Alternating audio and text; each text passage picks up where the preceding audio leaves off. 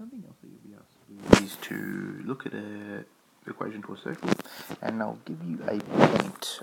In this case, we're going to use point 2 and 2, and we're going to find the equation to a tangent. Now, a tangent, if we have a look at a graph, so we've got doesn't know what kind of graph it is. Tangent, we've got a parabola. A tangent is a line, a linear graph that just touches the line. It doesn't cross it, but it just touches that line. So I'm trying to draw it here, and it's a bit hard with this device. But basically, it touches the line, it doesn't cross it.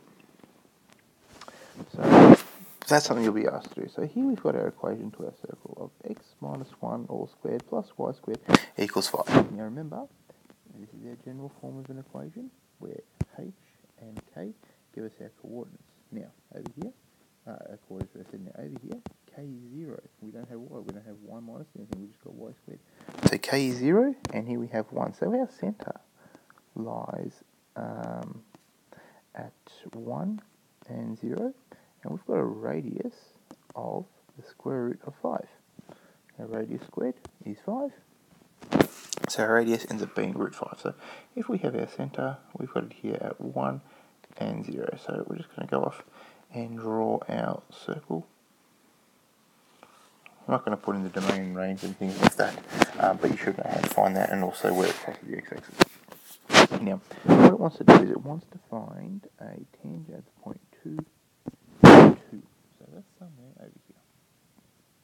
So we want to find a tangent to a line there. So I'm going to draw a line here that just touches it, doesn't cross it. So we've got our tangent at point 2 and 2, and I'll put that in there. Now, to find out what this tangent is, what we need to do is we need to draw a line from the centre out to the point where that meets, and that is always at right angles to the tangent. Now, to find that, let's put in the coordinates here of 1 and 0. Remember, put in the coordinates of our centre. What we need to do, we need to find the gradient of this line here, and because it's at right angles, we'll be able to find the gradient there.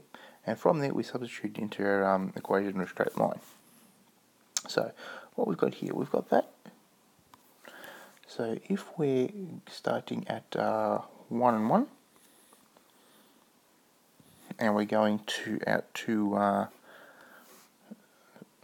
starting at 1 and 0, and we're going out to 2 and 2, that means we're going across 1, and we're going up 2. So we've got a rise of 2 and a run of 1, so it tells us that our gradient equals 2. So from there we can say that we've got y equals 2x plus c, and we could take our coordinates that we've got here. So if we've got 0 equals 2, 1 plus c, that tells us that c has to equal negative 2.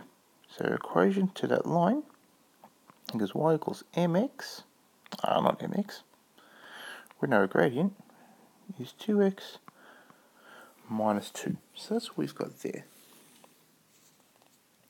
Y equals 2x minus 2. How about looking at perpendicular? If we've got our gradient, then perpendicular to that, the gradient is the negative reciprocal of that. This gradient of the tangent, negative reciprocal of that, so it ends up being negative 1 over 2. We've got negative 1, so put in the formula y equals x plus c. Y equals negative 1 over 2x plus c. And in this case, we're going to substitute our value here of 2 and 2.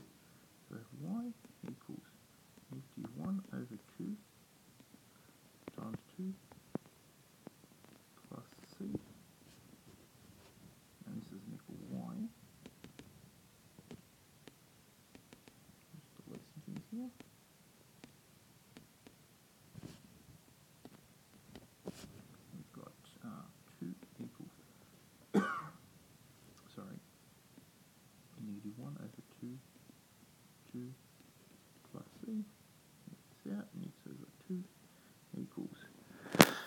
Times 2 gives us negative 1 plus c, so that's also c equals 3.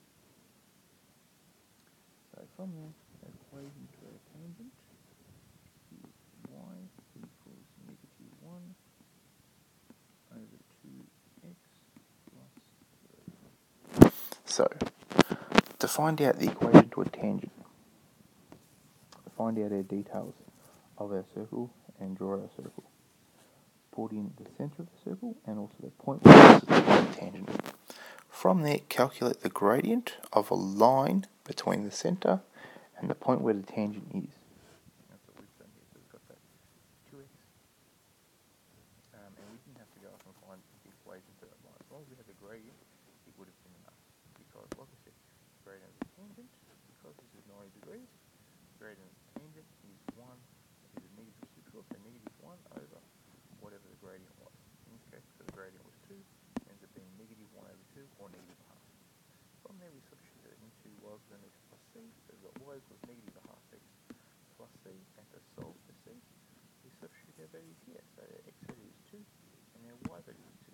So we put in 2 equals negative 1 over 2 times 2 plus c, and then we solve for c and we find out c is 3. And then we rewrite our equation